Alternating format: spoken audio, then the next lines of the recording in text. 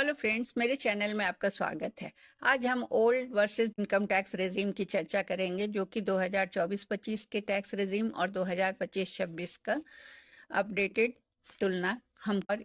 अगर आपको ये पसंद आए तो कृपया इसे लाइक और शेयर करें। इसका इस्तेमाल आप अपने नोट बनाने के लिए भी कर सकते हैं। तो जो लेटेस्ट चेंज है ओल्ड में, तो भारत में अब नया टैक्स रेजिम को डिफॉल्ट बना दिया गया है। मतलब कि टैक्स पेयर चाहे तो ओल्ड रेजिम भी चुन सकता है या नए रेजिम से भी पेमेंट कर सकता है। कैसे कर सकता है, ये आपके टैक्स देने के तरीके पर निर्भर करेगा। टैक्स स्लैब क्या है ओल्ड में? स्लैब पहले ओल्ड टैक्स रेजिम जो था ओल्ड सिस्टम में, उसमें था कि ज़्यादा डिडक्शन अलाउड था और टैक्स स्ट्रक्चर पुराना था।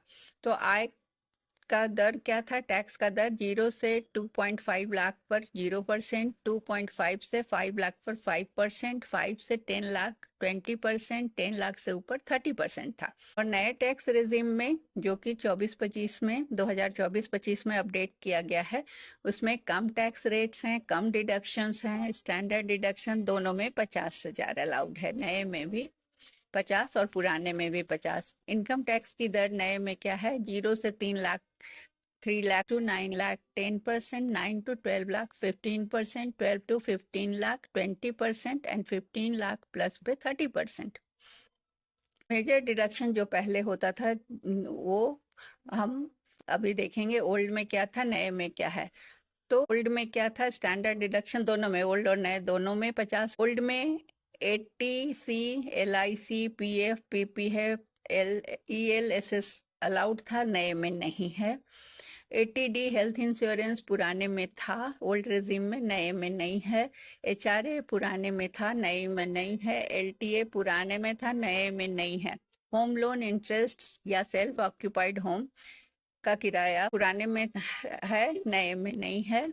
अब कौन सा रेजिम बेहतर है, ये हमें जानना होगा। तो ओल्ड रेजिम अच्छा है कब? जब आप 80C, 80D, HRA, home loan जैसे बहुत सारी डिडक्शन क्लेम करते हैं, आपकी इन्वेस्टमेंट हैबिट स्ट्रांग है, तब आपके लिए ओल्ड रेजिम अच्छा है। आपका टैक्स आय 10 लाख से ज़्यादा है तब अच्छा है, और डिडक्शंस ज़्यादा हैं तब अच्छा है।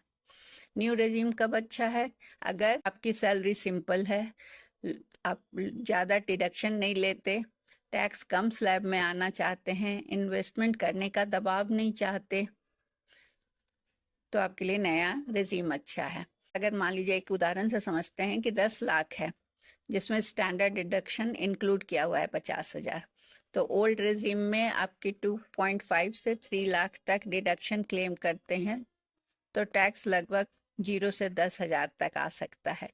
और न्यू रेजिम में टैक्स लगभग 52,500 स्टैंडर्ड डेविएशन के बाद आता है। मतलब ज़्यादा डिडक्शन लेने वालों के लिए ओल्ड बेहतर है, कम डिडक्शन लेने वाले के लिए नया बेहतर है। सबसे बड़ा बदलाव क्या है? नया टैक्स रेजिम अब डिफॉल्ट है। ओल्ड रेजिम चुनने के लिए आपको ऑप्शन देना पड़ेगा। सैलरीड लोग साल में एक बार बदल सकते हैं, बिजनेस इनकम वाले बार बार स्विच नहीं कर सकते हैं। Thank you.